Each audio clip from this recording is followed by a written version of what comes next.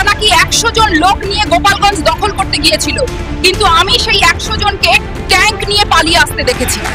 গোপালগঞ্জ ইস্যুতে এবার ভারতের সংসদে তুমুল বক্তব্যের ঝড় তুললেন ভারতের সংসদ নেতা নেত্রীরা। যে জাতির পিতা দেশের জন্য প্রাণ দিলেন তার মূর্তিতে কেউ প্রস্রাব করে আর ইউনূস সরকার চুপ থাকে, এটা কি স্বাধীন বাংলাদেশ? তারা বলেন গোপালগঞ্জ বরাবরই আওয়ামী লীগের ঘাঁটি, এখানে যতদিন শেখ মুজিবুর রহমানের অস্তিত্ব থাকবে ততদিনই আওয়ামী লীগের অস্তিত্ব এখানে টিকে থাকবে। তাদের কাছে মুজিব ছাড়া আর অন্য কোনো সেন্টিমেন্ট কাজ করে না, তাই তো বাংলাদেশের জাতীয় নাগরিক পার্টি এনসিপির নেতারা গোপালগঞ্জ গিয়ে জনতার এমন ধাওয়া খেয়েছেন যে এসপি অফিসে গিয়ে কোনোমতে প্রাণ বাঁচিয়ে লুকিয়ে রয়েছেন।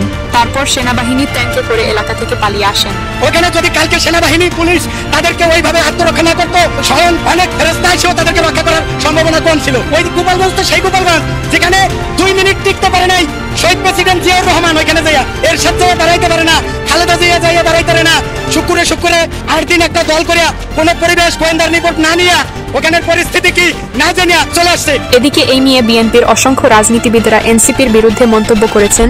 তারা বলেন সরকারের সার্বিক সহযোগিতা এবং মিলিটারিদের ও পুলিশের সহযোগিতায় এই গোপালগঞ্জে যাওয়া তাদের গোপালগঞ্জের মানুষকে উস্কানি দেওয়াই তাদের মূল উদ্দেশ্য ছিল। পরে তার বিপরীত ঘটল, মিলিটারিদের গাড়ি পর্যন্ত এই গোপালগঞ্জের মানুষ পুড়িয়ে ফেলল। সুতরাং সেটা তো শান্ত জায়গা না, ওই জায়গায় গিয়ে শেখ মুজিবুর এর বিরুদ্ধে কথা বলা খুব কঠিন ব্যাপার। কিন্তু সমন্বয়করা সেখানে গিয়ে বঙ্গবন্ধুকে গালাগালি শুরু করছে, মুজিববাদ মুর্দাবাদ, মুজিববাদ শেষ করে দিব, এই করব সেই করব।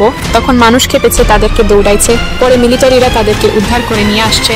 এসব করার তো এখন কোনো প্রয়োজন ছিল না। মিলিটারিদের গাড়ি পর্যন্ত সুতরাং সেটা তো শান্ত জায়গা না, ওই জায়গাতে গিয়ে শেখ মুজিবের বিরুদ্ধে কথা বলা খুব কঠিন ব্যাপার। কিন্তু ছেলেগুলো শেখ মুজিবের রহমানের গালাগালি শুরু করছে, মুজিববাদ মুর্দাবাদ, মুজিববাদের শেষ করে দিব, এই করবো সেই করবো। তখন মানুষ খেপছে, তাদেরকে দৌড়াইছে, মিলিটারিরা তাদেরকে উদ্ধার করতে পেরেছে। দেখছেন না আপনারা, তাদেরকে সেই জায়গাতে যাওয়া প্রয়োজন ছিল না। তাদের গোপালগঞ্জ যাওয়া নিয়ে এবার ঢাকা দক্ষিণ সিটির মেয়র ইশরাফ হোসেন তুমুল সমালোচনা করেছেন। তিনি বলেন, আমরা দেখতে পারলাম যে তারা সেখানে যাওয়ার পর প্রথমে বলল যে মার্চ টু গোপালগঞ্জ, সেখানে তারা ভিন্ন শব্দ ব্যবহার করে ভিন্ন ইঙ্গিত দেওয়ার চেষ্টা করলো এবং শেখ মুজিবুর রহমানের মাজার বা তার সমাধিস্থল সেখানে ভাঙচুর করা হবে এরকম প্রচারণা একেবারে রুট পর্যায়ে, গ্রাম পর্যায়ে তারা ছড়িয়ে দিয়ে আওয়ামী লীগের নেতাকর্মীদের উত্তপ্ত করে তোলে। তাই তো পরবর্তীতে এনসিপির নেতাকর্মীদের পালিয়ে আসতে হলো।